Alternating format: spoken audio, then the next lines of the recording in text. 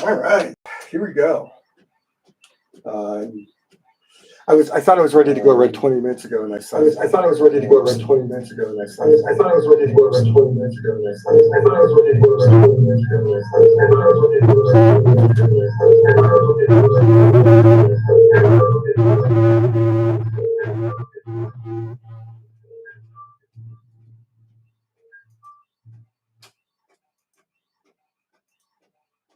Testing. Testing. Man, that was like a really weird audio feedback thing. I think maybe I had a speaker open on my other desktop with YouTube. Interesting.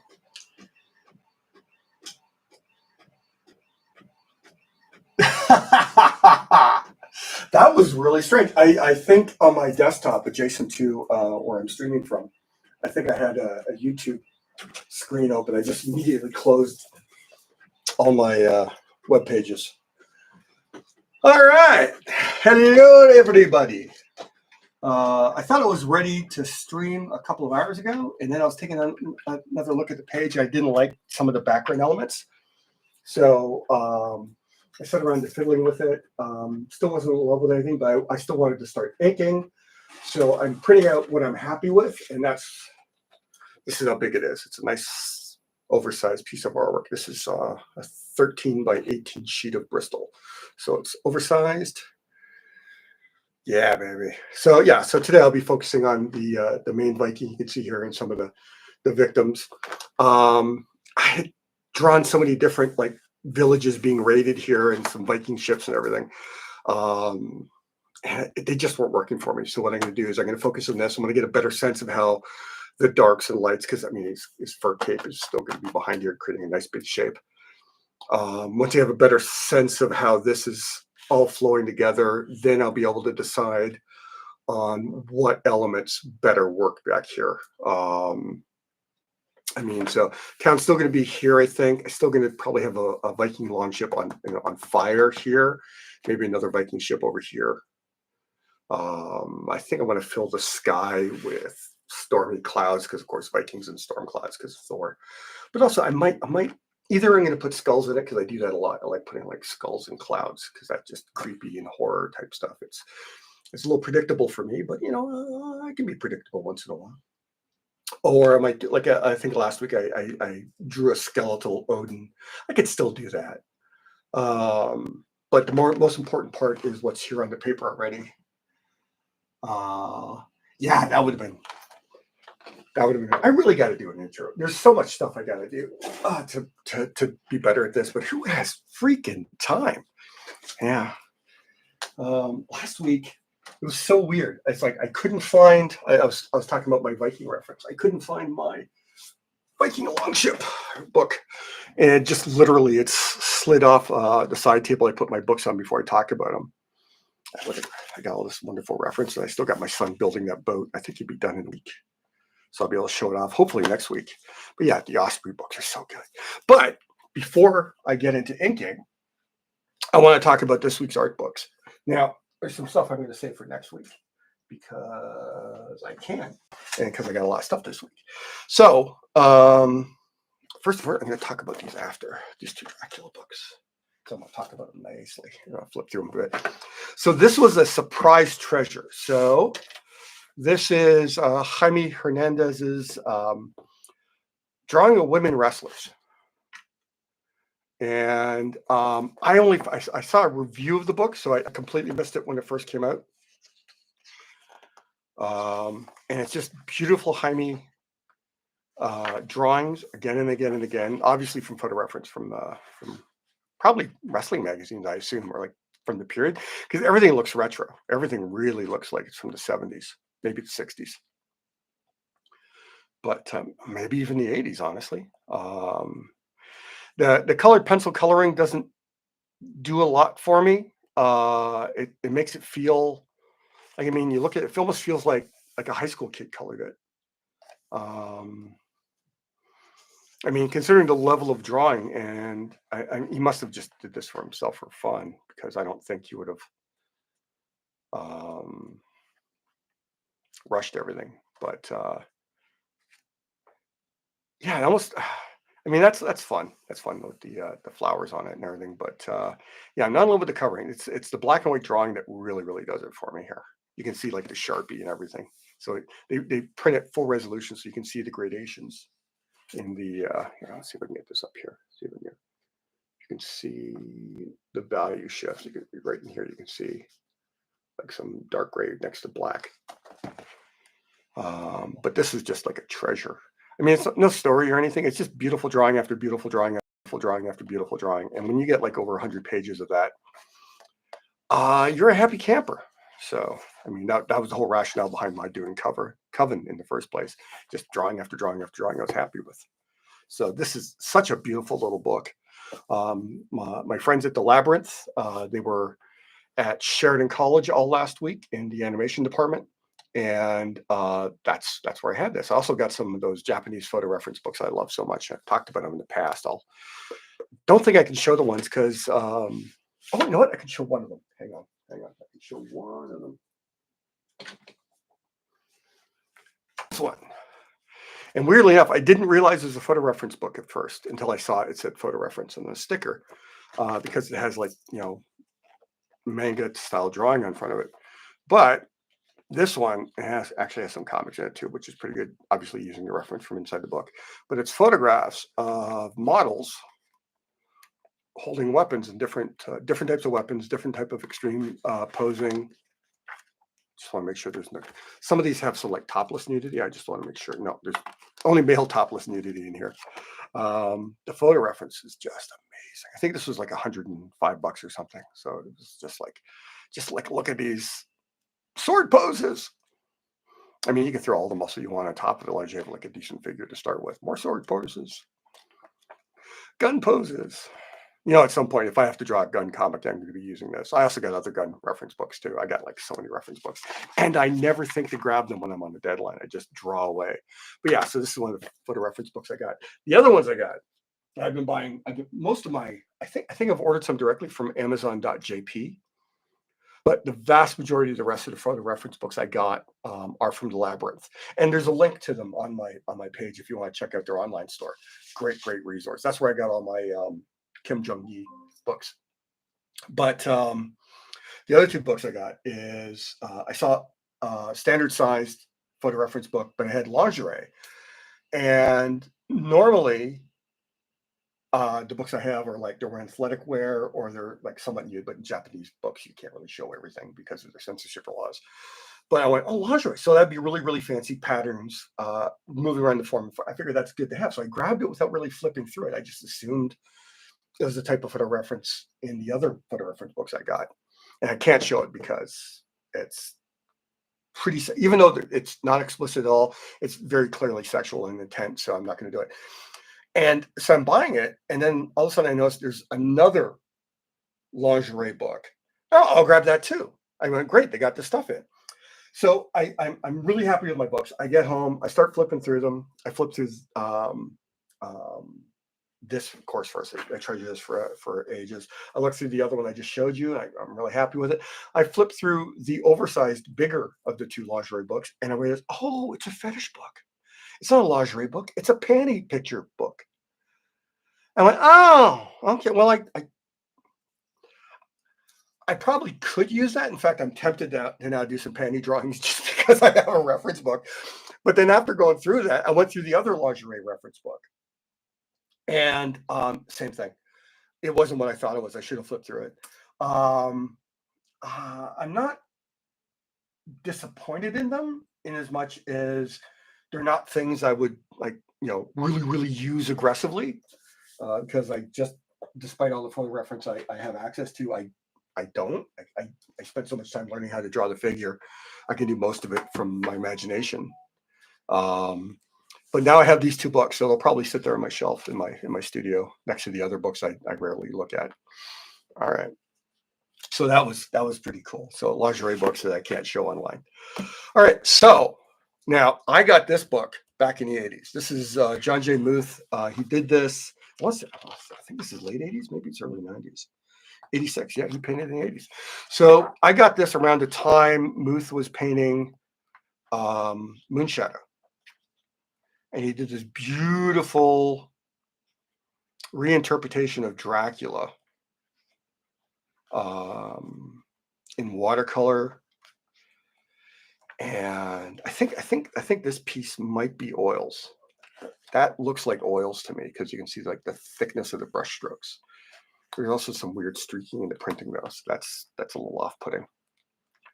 But I don't think this has ever been reprinted because it's such a beautiful book. But it's these beautiful, especially that piece. Oh my God! If I was like a lottery winner, I'd probably this would be one of the pieces I'd try and buy. Yeah, they're all just all beautiful. So this has been one of my all-time favorite books. I might have another copy of this floating around in my apartment. If I do, what I might do is I might nudity. I might have a contest or like the prize thing, best answer thing. If I can find the other copy of this, then this will be a reward to my Patreons. But no promises on that.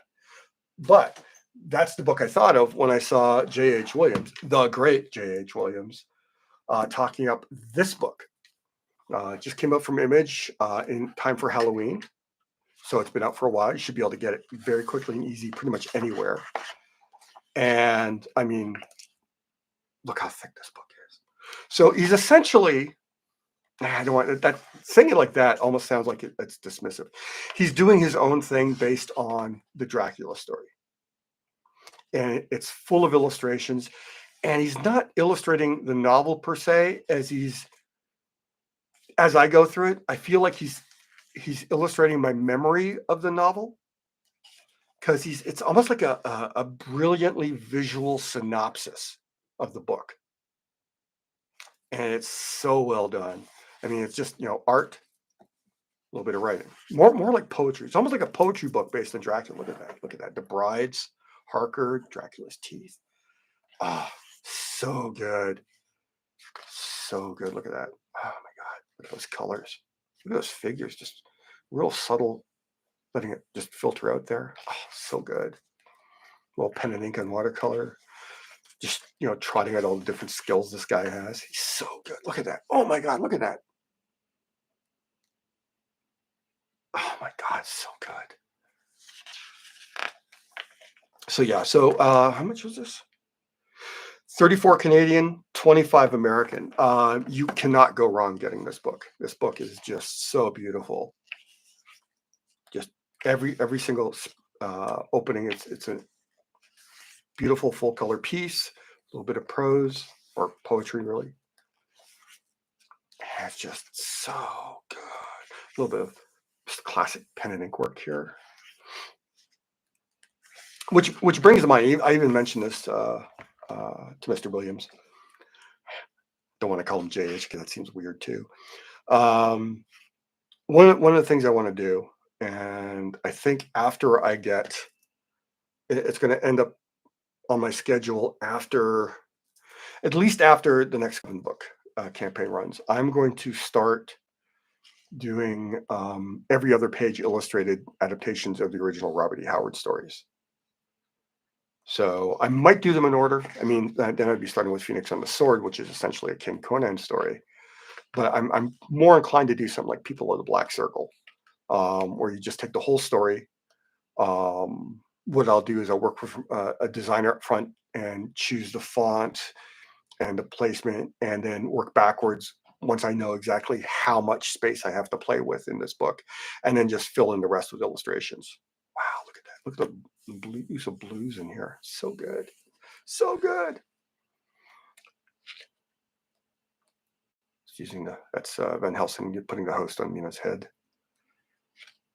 Oh, there's the cowboy taking out Drac. A lot of people forget a cowboy took out Dracula.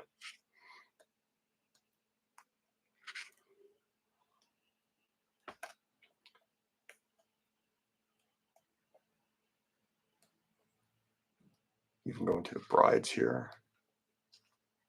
It's Dracula again, dying some more. Ooh, that's nice. Raw skins. So this is all like the original black and white. So he did everything in black and white. Looks like ink wash. Does he talk about it? Does he talk about it? No, this looks all like ink wash for the most part.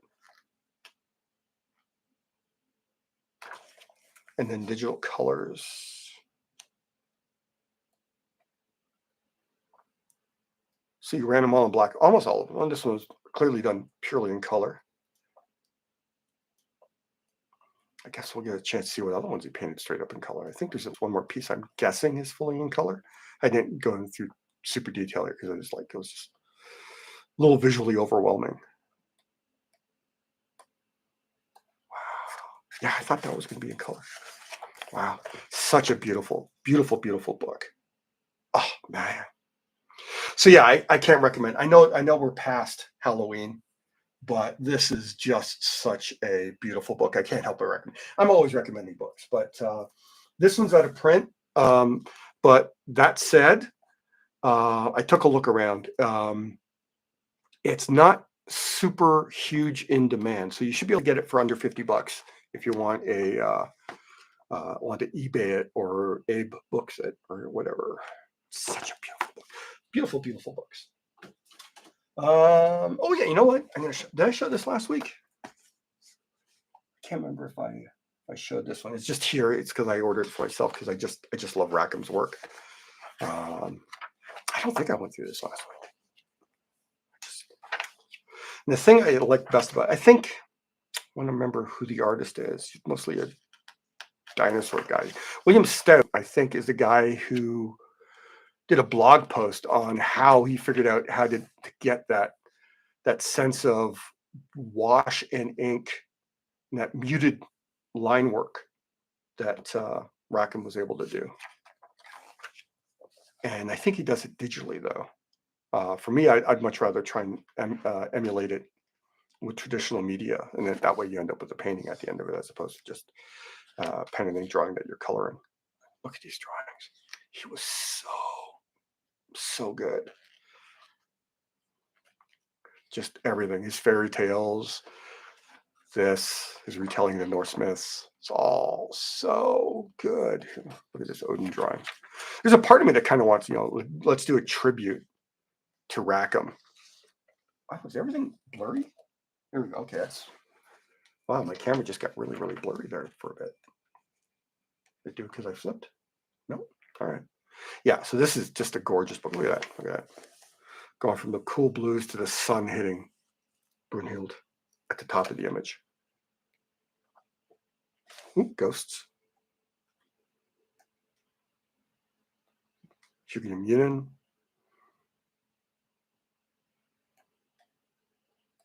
I think he mixed in the Ring of the Nibelungen here because I see Brunhild and all that stuff. And I think it's mixed in with some of the Norse tales.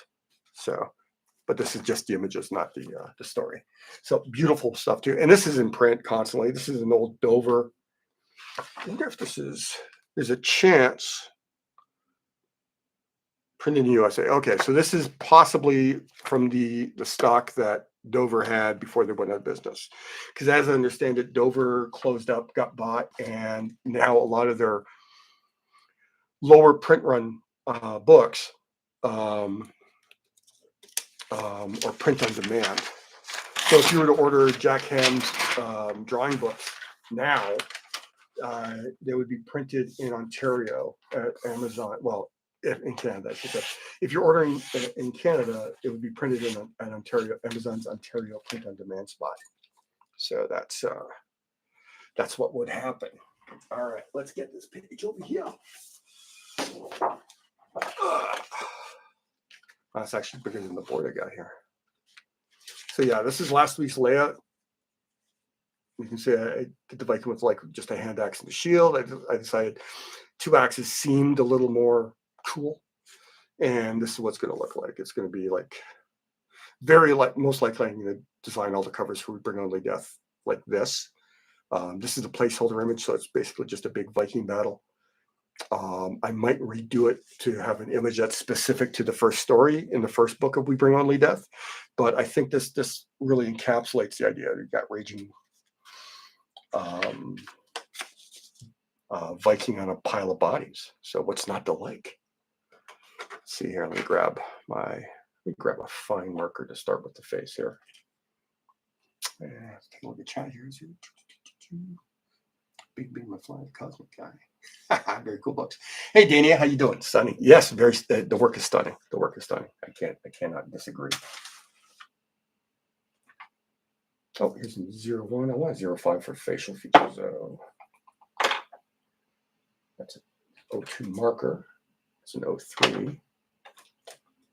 Brush tip, white paint. I just finished working on a bunch of other stuff, so all my pens are everywhere. I didn't reorganize them. Here's another 01. Where am I? 05. I don't have to get a new one, do I? Grab a fresh. No, this is 03 too. I did make a new order at Cult Pens. That's the place I order all my pens from. And I'm worried with the Canada Post strike. Oh God, the strike is killing me. I tried reaching out to a company that says that they're stepping up to handle Canada Post's failure to deliver. Set up a pickup. I don't want to badmouth them because everyone's just overwhelmed right now. But I set up a pickup for a couple pieces to mail out, and they didn't show. They didn't contact me. They didn't do anything. They just didn't show. And so I got to find a different place to ship this work from. If you guys have recommendations, feel free to drop them in the chat or in the messages under the video. If you catch this after it's been live. There you go. Just tightening the camera so it stays put closer to the image. Let me push this in here so you can actually see what I'm inking. Yeah, I wouldn't be surprised if Rackham is one of the influences in Barry Windsor Smith. All right, Daniel. Looking forward to it. Talk to you later. All right, so let me get this. So I want this to be very, very dark in terms of the facial stuff. And the idea that he's been fighting and sweating and stuff. So I got, when you're all sweaty and everything's, yeah, sure, some of your hair pops out. But it usually hangs a little like wet. So it comes out in weird strands.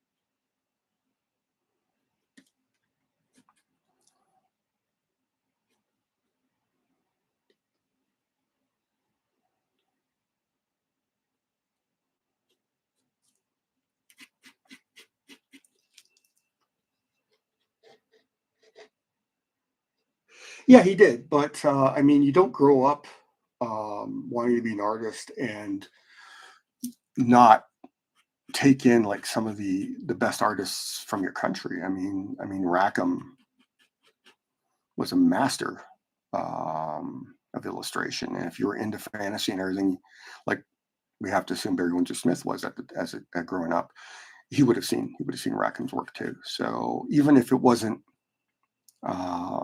intentional, like it would probably, I would assume, and this is just me speculating, I would assume that Barry saw Rackham before he ever saw any of the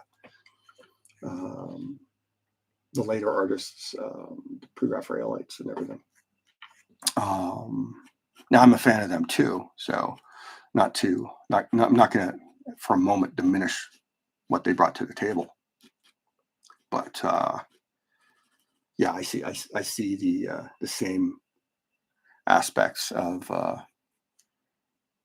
that work in Windsor Smith too. Sorry, I'm just sorting out the lighting here, so I'm being a little.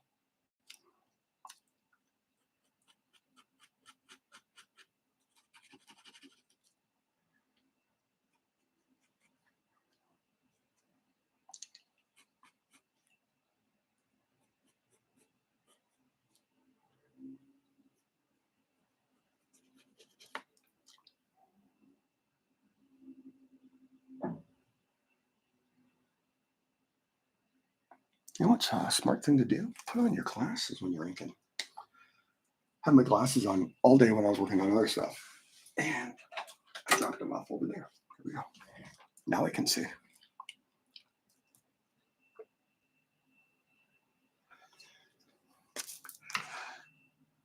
So anyone have any really, really cool stuff happen this week, or cool news, or love to hear it, love to share it.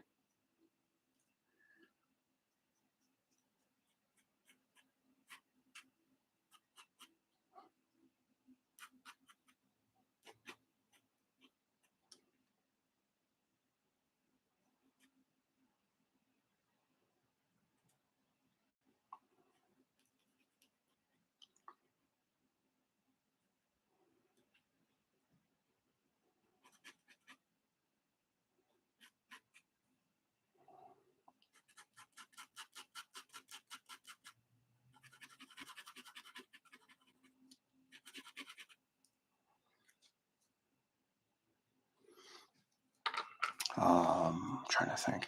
Oh, I saw news. Cult classic 1983 film. Not a good film, but a cult classic. The Keep is getting a digitally remastered 4K Blu-ray release in the new year.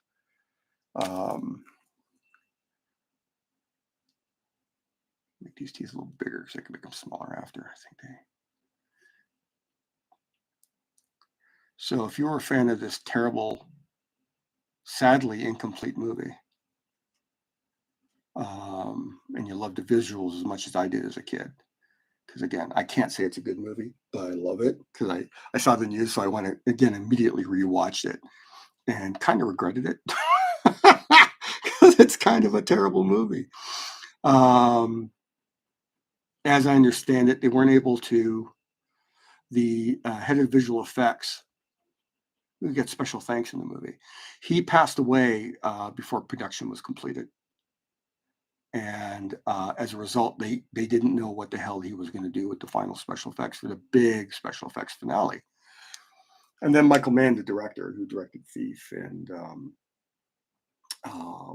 Manhunter and Miami Vice and all sorts of stuff, he turned in a 220-minute cut of the movie. So like bordering on, over 3 hours.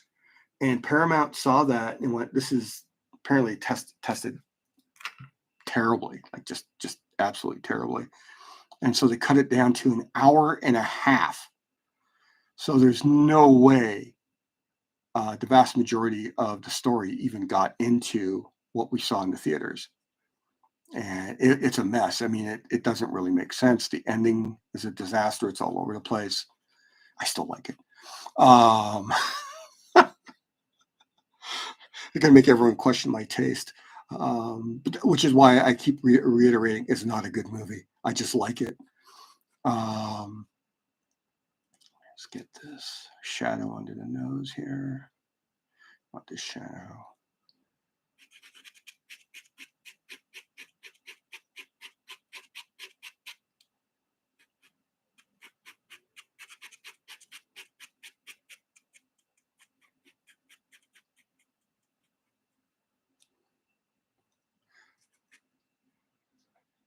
It's almost as dark as I want it.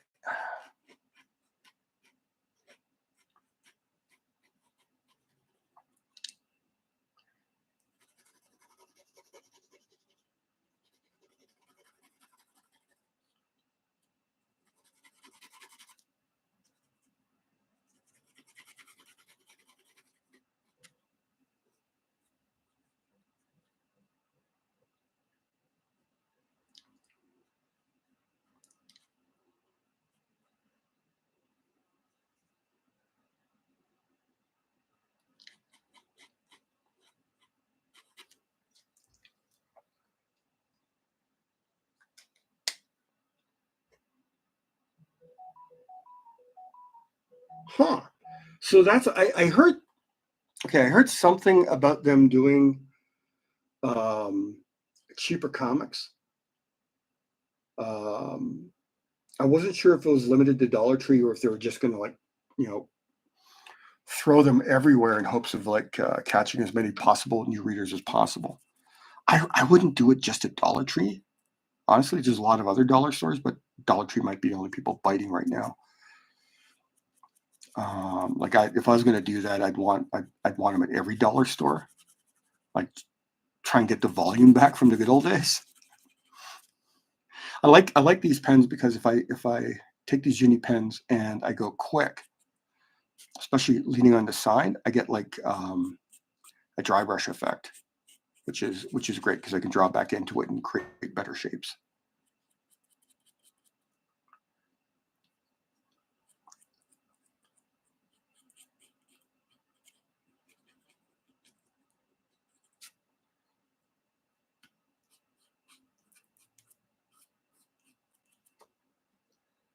But $1.25 for comics, that's putting them back to the prices they were, I think, in the 80s.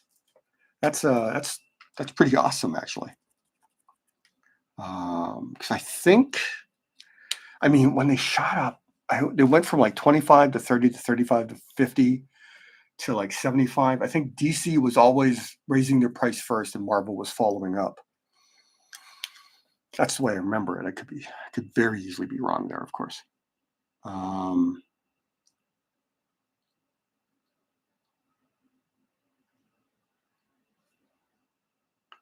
Sorry, just trying to get my memory right with the comic prices.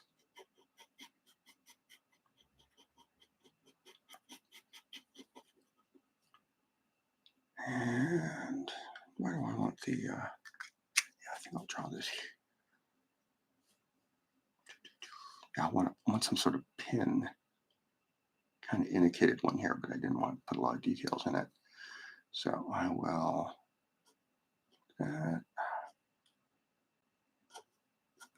I'll do white paint after.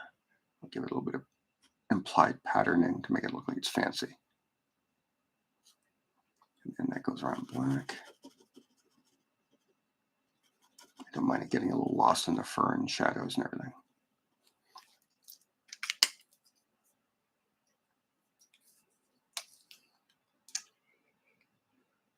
Ah, 30 different special printings of first issues. Now, the question for me would be, are they going to, because this is what would get retailers screaming if they did the new Absolute books, which, as I understand, have already sold out multiple times at the retail level, or at least once. I understand they're going to second printings.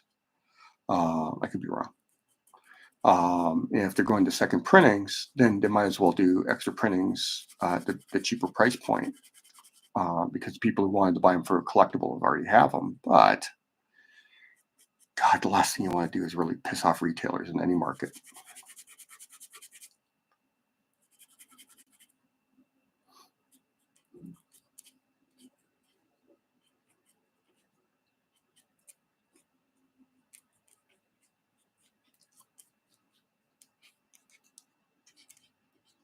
I'm gonna pull this down here a bit more. There we go.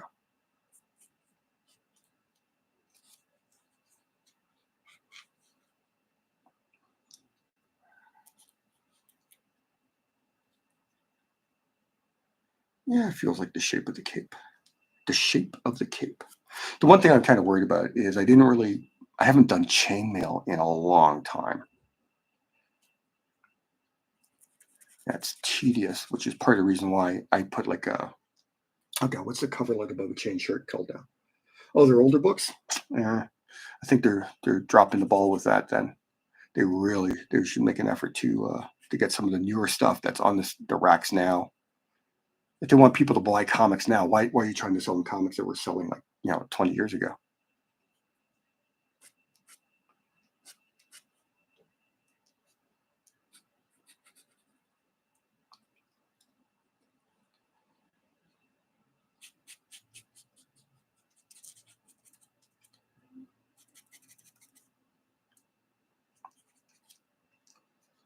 So now chainmail, famously, I just put my Viking books where.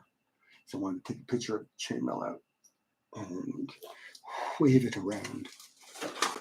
I just hit them. I do that again, don't I? I put the books down somewhere. Oh, there they are. All right. So here, see if I put it real close to the camera. You can see how they painted. Now it's blurry again. Come on, detail. Come on. Half second of focus. Where is it? Why is it going like half second of focus and losing it again? Fingers there. There we go. All right. So you see, like they do like wavy lines, the concavity pointing in different directions on the rows, which is technically how chainmail is assembled. But if you look at photographs of chainmail, it really doesn't look like that. Hang on, let's see if they got some pictures of like chainmail from the era, all beaten up and everything. Like here's another. I do it again there. But a good picture of chainmail will very quickly. Here we go. Look at this. So the chainmail in photo reference, the rings are a lot smaller than they are in the artwork. And while it does look like there's like rows, because there are, since they're wrapping across the form and they're all hanging so loosely, it's harder to track that. So in many ways, chainmail is more of a mesh. So like there's a part of me that would like probably come up with 5 or 6 different chainmail rubber stamps. So I could just do like the hint of the patterning. Because you can see here in the sleeve, maybe you can't see it. See there, as the row goes down from the sleeve, you see the join there. It's like going down like this, and you can't really follow the rows as much. They become like columns. Anyway, so I gave myself little grids to play around with it. Now, my first impulse was to like draw the lines, then black in a bit, and then use some white paint to fix it. But I'm thinking, since I want this to be a very, very, very, very, very dark piece, what I'm going to do is I'm going to leave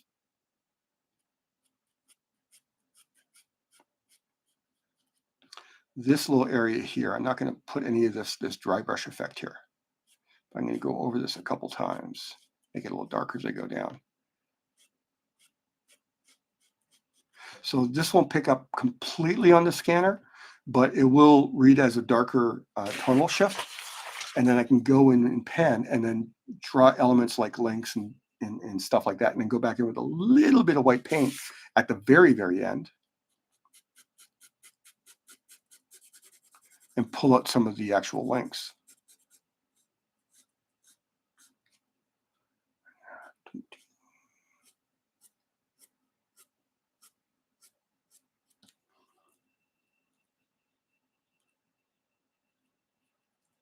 This is still fur on top of it.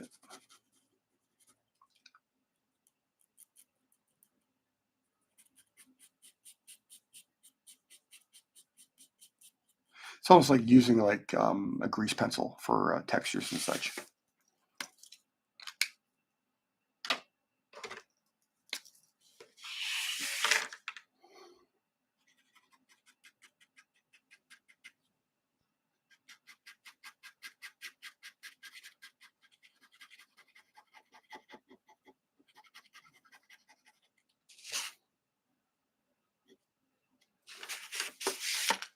It's coming from here.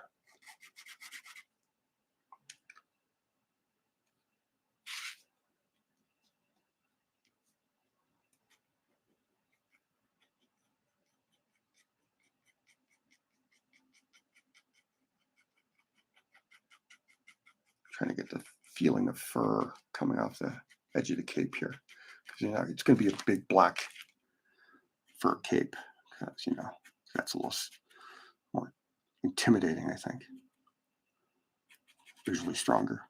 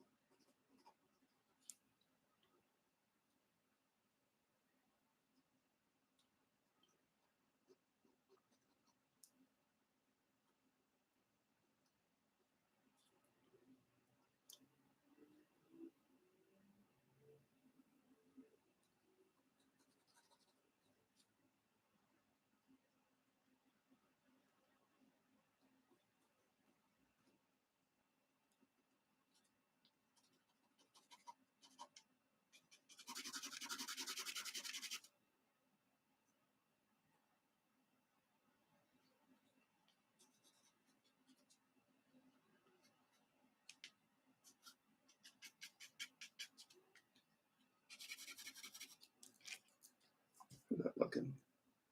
Yeah, it's looking a little more lamellar than chainmail, but I haven't done any of the other stuff to it yet.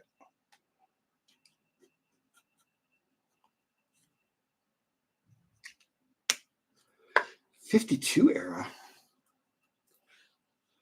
Geez, who's trying to buy 9?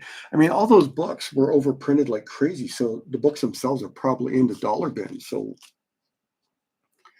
my God, I don't know. Sometimes, I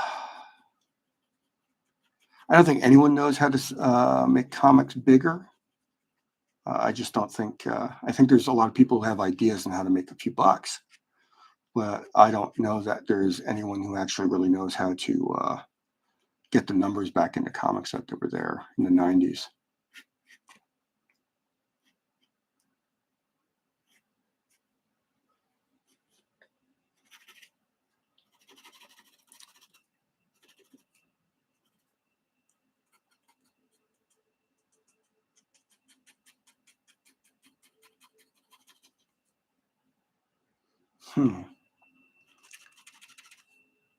Yeah, I'm even trying to think. There's a couple of the new 52 books that hold up. I think Snyder's Swamp Thing, as derivative as it was pretty fun because Yannick and Marco Rudy did some amazing visuals on that series. Animal Man was the breakout for Jeff Lemire. I think he's working for DC again, so on their new Absolute stuff, as I understand it. So they may want to promote him with this. That would be good.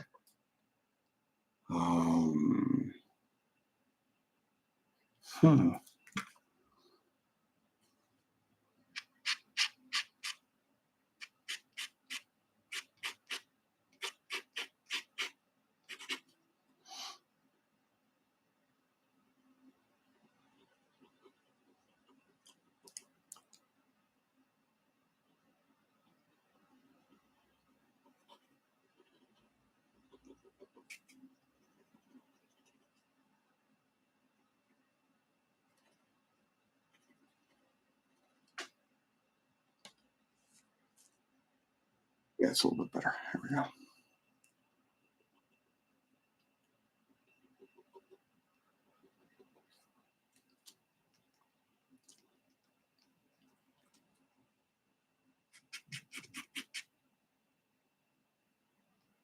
Yeah, a few drops of white paint here for highlights to really get that shape of the ring across. And I'll also be doing some like white paint highlights in the hair.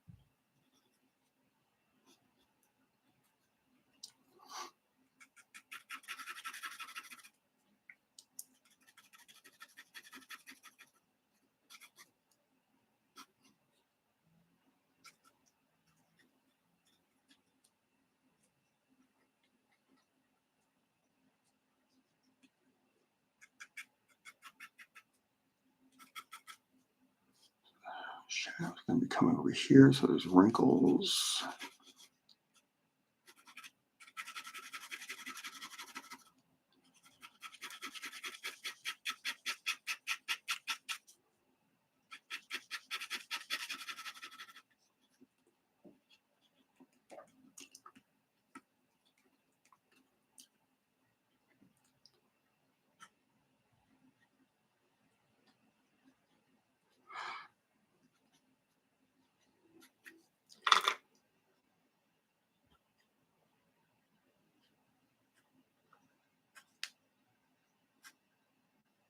little finger a little bit bigger makes his hands look bigger.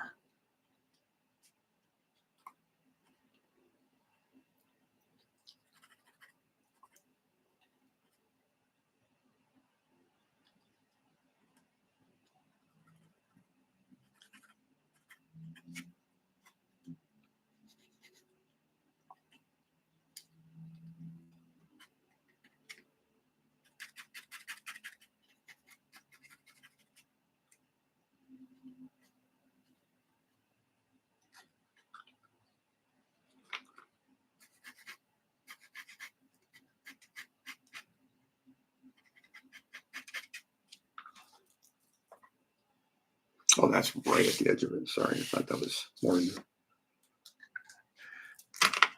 the main area of the camera.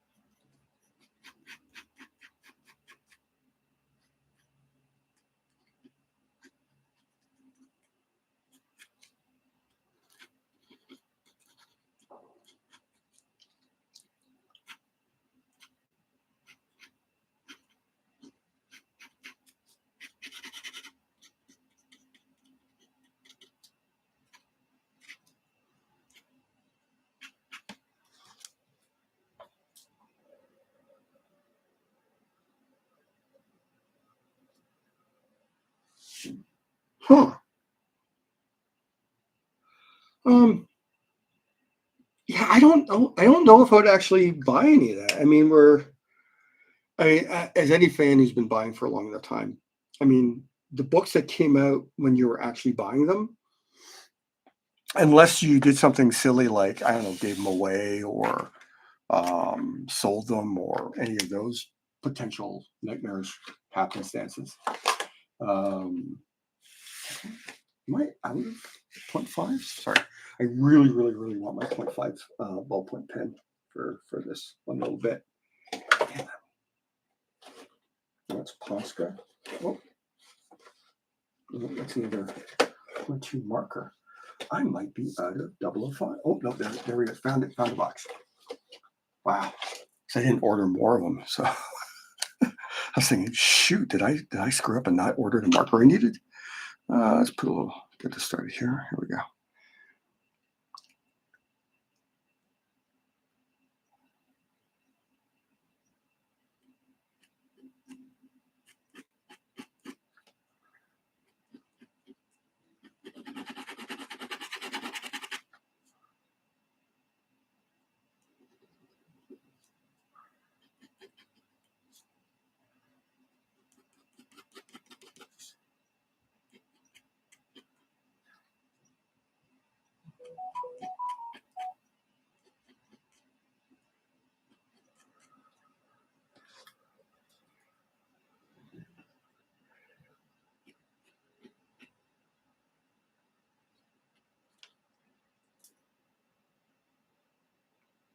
Yeah, it's pretty close to what I want.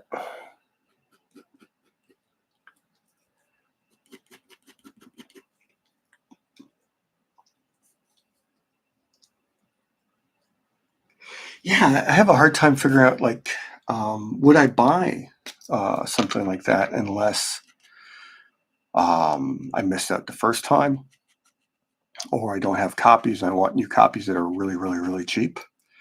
I don't know. I don't know if you can sell people on old stuff when you're trying to sell them the new stuff. If hopefully that makes sense. Uh, these were a bit of a disaster to buy. I ordered these online from. Did I order these from Cult Pens too? No, I think I bought these at Above Ground. Impulse Zebras, yeah. I think I bought them at Above Ground, and they're just not enough ink in them. I tried refilling one of them, and it wasn't working. That wasn't working either. So these super thick Zebras are just good for like oversized dry brush pens. So I can do like a whole bunch, throw like a whole pile of texture really, really quick.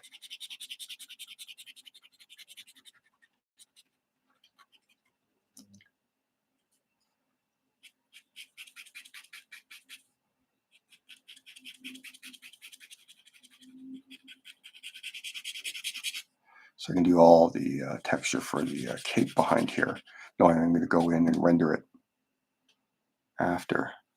And I could still sneak out like a thick line every once in a while with it. But I don't know if it's, I don't think I'm going to buy them again. That.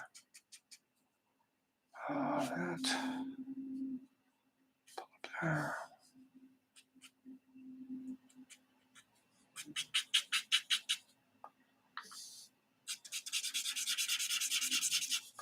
Have it darker here close to the top because it's going to be lighter. It's going to catch some reflected light in the ground, so I can lighten up here a bit more. It's going to be a raggedy cape, so the brush strokes going out don't matter as much.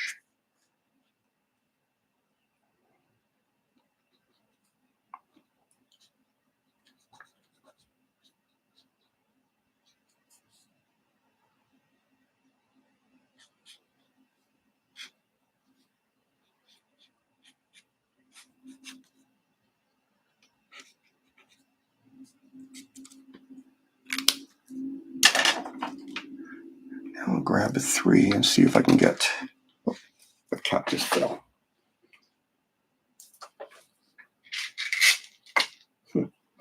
Somewhere in the ground, I'll find it later. Don't need it now. Oh my, I picked up a 03 and it's dead. All right, so that one's gone.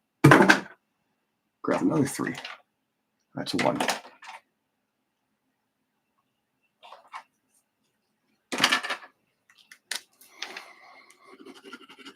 There we go. That way. So the dry brush gives a textural tonal value. So what that does, I think it's an effort to reach new users, but like you said, it should be things like Absolute that would bring them into shops. Yeah, I gotta say,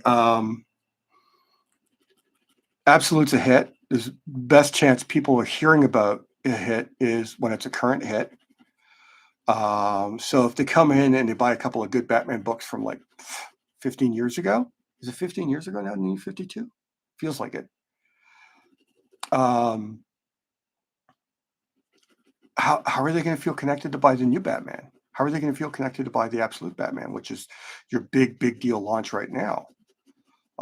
If anything, I would probably do I'd do like a dirt cheap, ultra cheap printed edition of all 3 Absolute #1s that are out so far: Batman, Wonder Woman, and Superman. I think is the other one that's already out. I know they were doing the Superman. I just can remember if Superman was the one that's out already. And just have all 3 of them as like a dirt cheap $3 get all of them book, and let that be your tryout, because everyone who buys that, if they, I mean, they're getting 3 comics for a cheaper price, and they're the current big deal. So I think there's probably pushback. I mean, everything's such a disaster. I mean, like with Discovery buying WB, and all this like the Zavlav stuff, killing a Batgirl movie, but letting that terrible Flash movie come out. Um,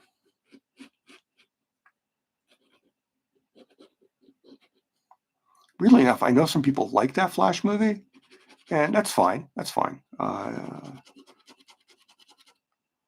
It just didn't do anything for me. In fact, in many places, it just felt like it was um,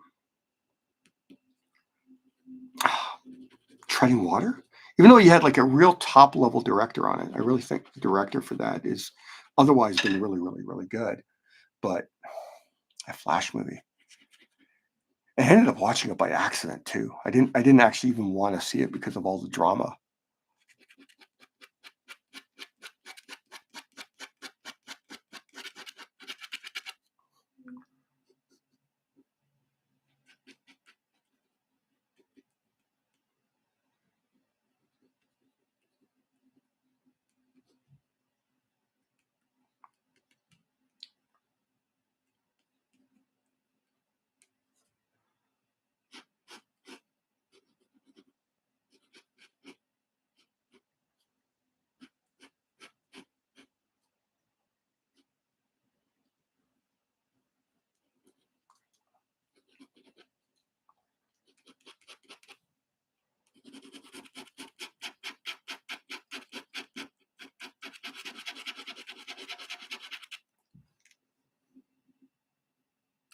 Thanks, Bigby. I love rendering fur. It's such a weird thing. As a kid, I remember being amazed by artists who could like render fur. So I would like stare at their work and try and figure out how the hell they were able to do that. And I realized how much of it is you get the value right, then everything else kind of takes care of itself. You just gotta make sure you don't step on any of your value choices or add a texture that's not working with what you've already drawn.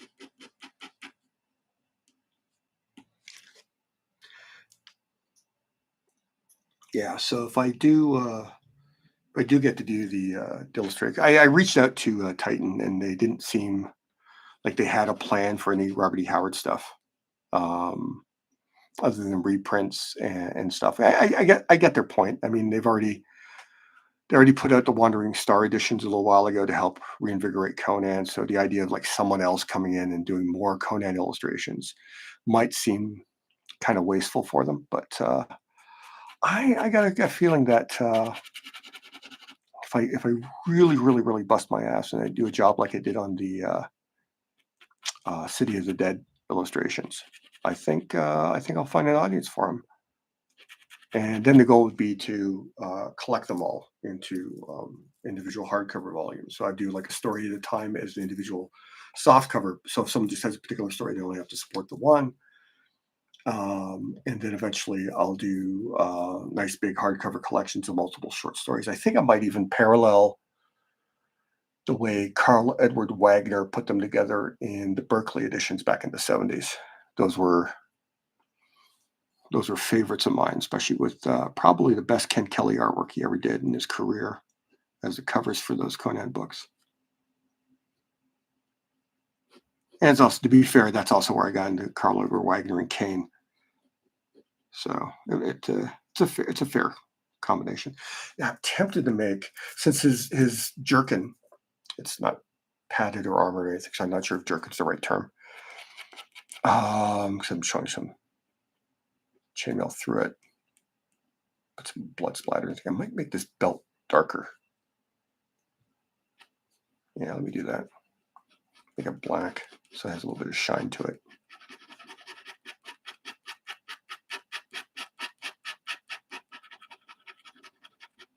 And I'm using the 3 because that levels up to dark really quickly.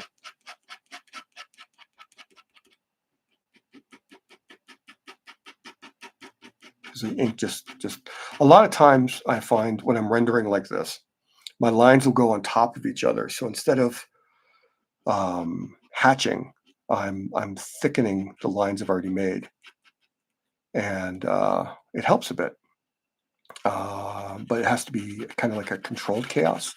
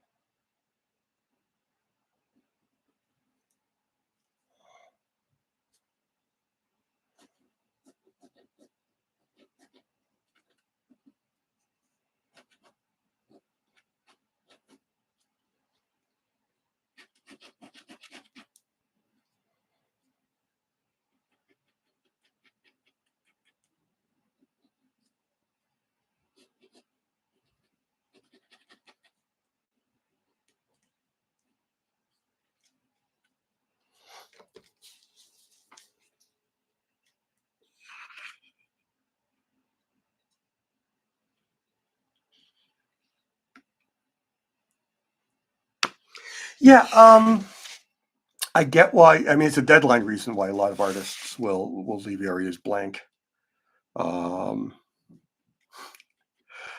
which tells you my priorities probably aren't perfectly aligned with the rest of the publishing industries.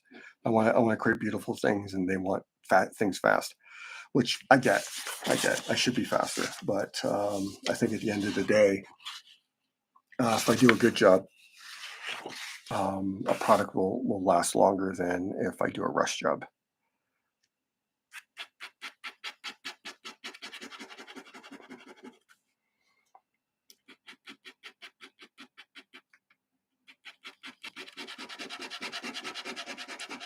Getting a little bit of cross hatching to push the jerkin back into the armpit.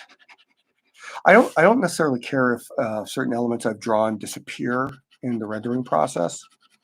Um, it used to be this thing where it's like the artist who rendered everything didn't draw anything. They render things so heavily, you wouldn't see how bad their drawing was. And I remember hearing that and thinking, well, what if you actually drew it well, like I don't know, like Neil Adams or Bernie Wrightson or any of the other masters who rendered the hell out of everything.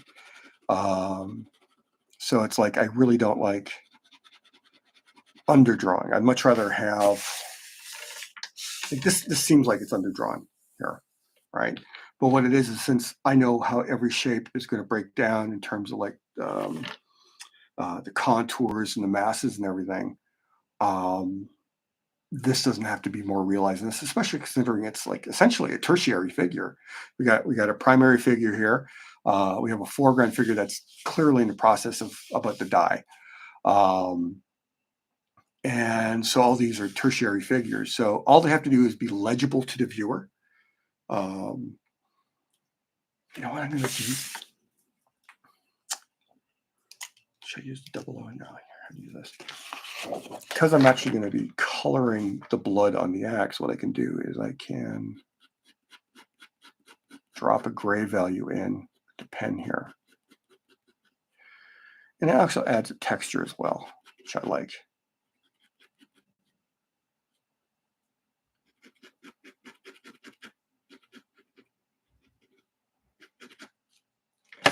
So when I drop the red here on top of this and it goes into the black, it looks like the blood's turning black here around the edges of the axe. So that's a thing I can hang on to. And I want to some of this here again.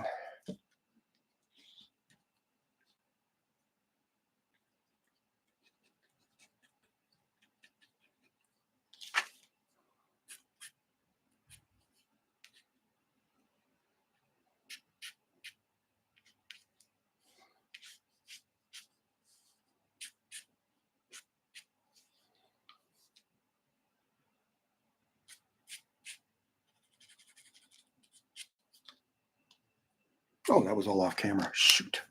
I just did some more rendering here in the hips area.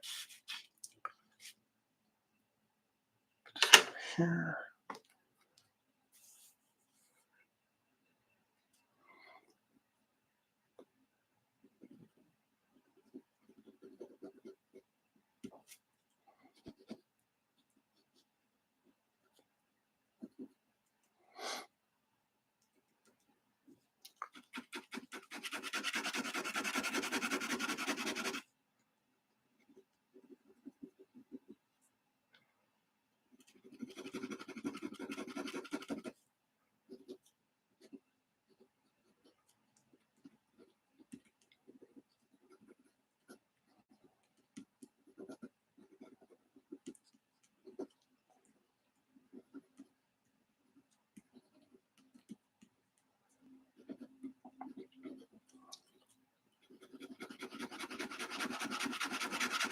Remember reading in the descriptions of various fantasy novels over the year, like after the warriors left the field, their hands black with blood, their clothing drenched,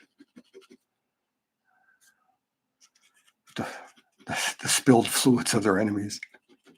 Not in a good way either. Bad fluids, bad fluids. I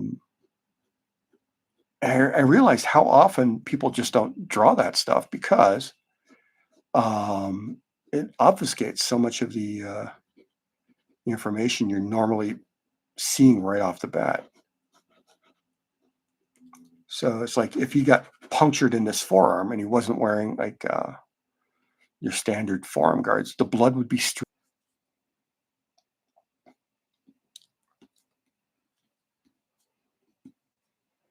lots of blood splattering as he's bleeding out here. Bleeding out? Maybe he's just bleeding a bit.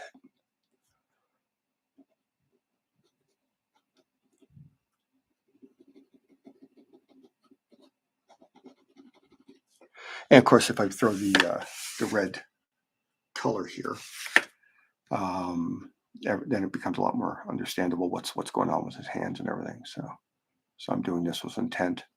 Don't know that I would do this with a colorist if I didn't explicitly tell them this is what I was doing. If that makes sense. Plus, he's getting all the blood and everything splattered on his hands from wielding these two axes and killing all sorts of bad guys.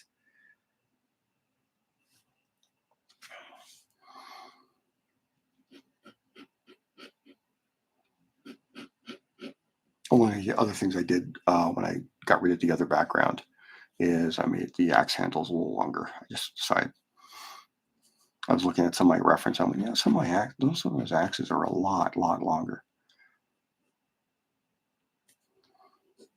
So I think drawing Thor off and on for commissions all these years has predisposed me to drawing shorter handles on Viking weapons. Let's put a big notch in this axe too.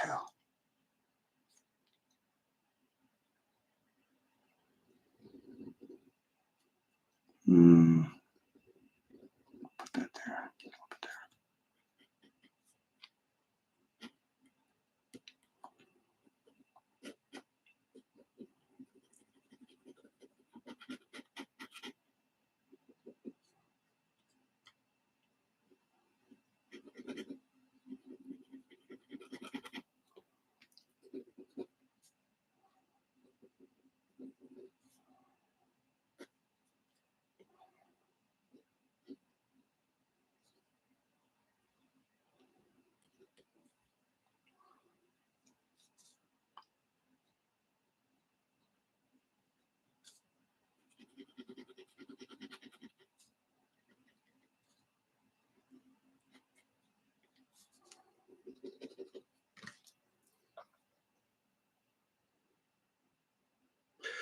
Yeah, in fact, I find the research portion specifically. Do I enjoy research?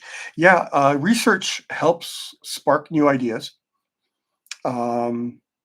It pushes design ideas in different directions, um, and it's just it also forces you to think about your storytelling, how you can best utilize the research to really get that across to the reader of your story.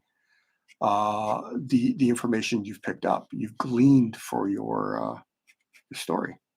So yeah, I find research is integral. I actually, it's like, I mean, even for the witch stuff, I'm like doing all sorts of research, reading different books and stuff. Let's do a nice long dagger here. There's a illustration of a Viking with like a really long, thin dagger, which I assume which would be ideal for puncturing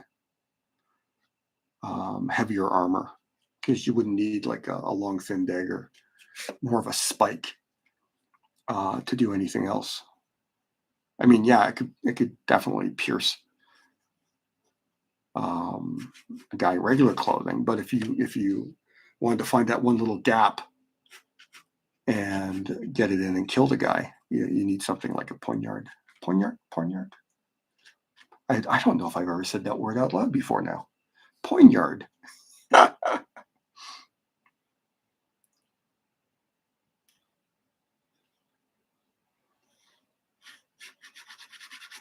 Just go back to that.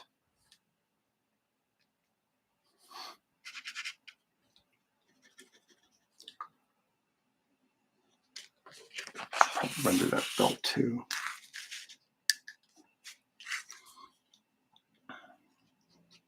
Oh, Friday when I went to that bookstore, I also met with my friend Mike Ruth, who's to my mind probably the premier Viking guy out there. So I've been pestering him. I have a Viking story I want him to draw. It would potentially be part of We Bring Only Death of that series, but he'd be drawing it. It's basically my riff of the Magnificent Seven, but with Vikings and with less of a happy ending.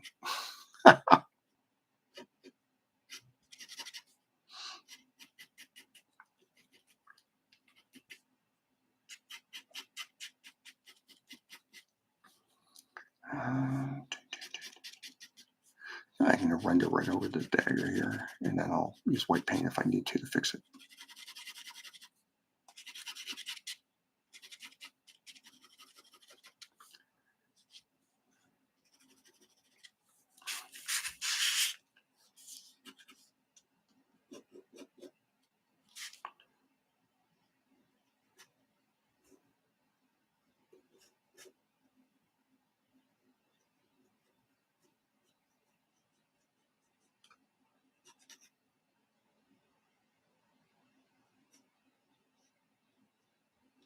Speaking of somebody who's never really like trained with the sword, I'm always really curious why the pommels on Viking swords seem so large compared to slightly later era swords. I haven't found that in any of the research I did yet. They have like these stupid thick pommels and comparatively short blades for what they're doing. If I were a swordsmith or did more research, I'd probably actually know the answer to my own question. But as it is, I do not know the answer to that question.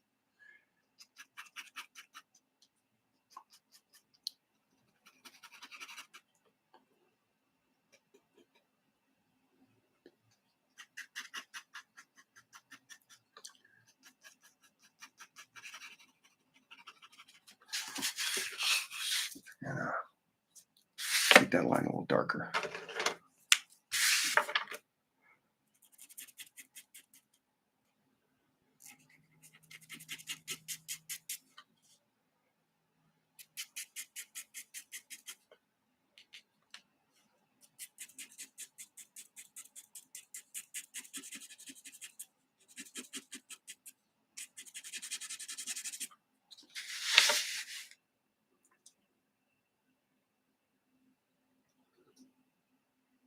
Best Viking movies.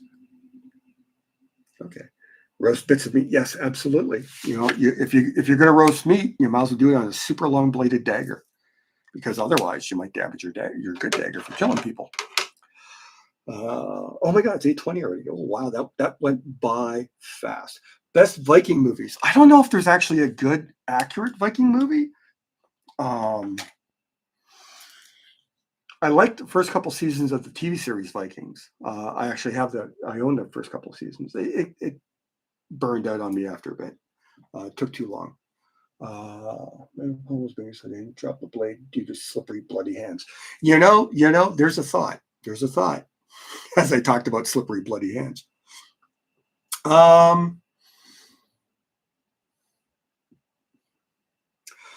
like 13th Warrior. It's not a good movie, but I like it, if that makes sense. It's in the same vein as it's not as bad as The Keep. The 13th Warrior holds together, has a coherent story. It holds together, finishes itself. But I mean, you got Antonio Banderas playing an Arab. I mean, that's not. He's good and everything, but I mean, there are good Arab actors out there who could have played an Arab, hanging out with Vikings. Northlander, I enjoyed. Not as much as I had hoped to enjoy. I was really excited after The Lighthouse and The Witch and everything. So I was really, and I'm stupidly excited for Nosferatu in a few weeks. I think some of you remember I actually did 2 Nosferatu drawings this year. Yeah, it's hard to call. I mean, as a kid, I loved the Kirk Douglas Vikings movie. I think it was called Vikings. I think it was Kirk Douglas and Yul Brynner. There's a lot of really bad Viking movies out there. If you guys, you know what, actually be great if you told me what your guys' favorite Viking movies are, and I can tell you if I've seen them or not. Yeah, I thought one of the problems with Vikings is that they were mixing so many things up from different timelines to get a more of a coherent narrative. But that was one of the parts that was really smart. Breaking outside of England, Norway, and actually dealing with the French, because there was a huge amount of history between the Vikings and the French. So, all right, we're coming up on the 90-minute mark. And this is normally where I stop. I'm on the fence about finishing it this week or finishing it next week live. Because I might finish the figure this week and then leave everything else for next week. I think that would be, because then I'd show you the progress in this, and then you'd see my decision making as I explain what the hell I finally decide to do with the sky. Now that I got so much blood flying off his arms, I might actually want to have this guy clearer and just do like Rolling Steve and everything. I'm not sure. I'm making my mind. And of course, evergreens coming down to the water here. So you get some nice dark surround. So yeah, so this is it so far. Oh, here we go. All right, so I'll probably post a picture or update on this on all the social media after, the work in progress. And that's social media as usual, Instagram, Bluesky, Cara, which doesn't seem to be catching on as much as I'd like. It seems to have stagnated. I seem to be getting a little more traction, but the platform itself doesn't seem to be growing. Bluesky, on the other hand, is growing by leaps and bounds again. I have been followed by so many online sex workers this week. It's flattering as hell. Plus a lot of other comics people coming over to Bluesky. Bluesky is really turning into a much better spot than it was even a year ago. It seems to be gaining traction. And of course, if you want to support me more directly, I have my $1 a month Patreon running. And you get to see all sorts of, although there hasn't been a lot of stuff I've been allowed to share yet. I signed some NDAs, so it's stuff I can't share my Patreon this month, which pisses me off. As soon as I get approval for that, I'll share it though. Yeah, and then of course I will be back here.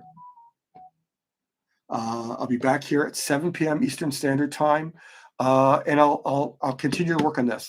This not focusing on finishing this allows me to work on some of the other Viking stuff for the book, as well as meet some other deadline stuff. I got some covers I got to work on. All right, everybody. I want to thank all of you for coming out and hanging out. And hopefully I'll see you all next Sunday night. Hope you all have a great week. Hope the weather takes care of you. It's starting to get pretty snowy up here where I am. Yeah, sorry about Patreon, Nancy. I'm going to be getting back there this week, I think. Hopefully I'll get approval to share some stuff there. You guys have a great week. Love you all. Thanks for coming by. Bye.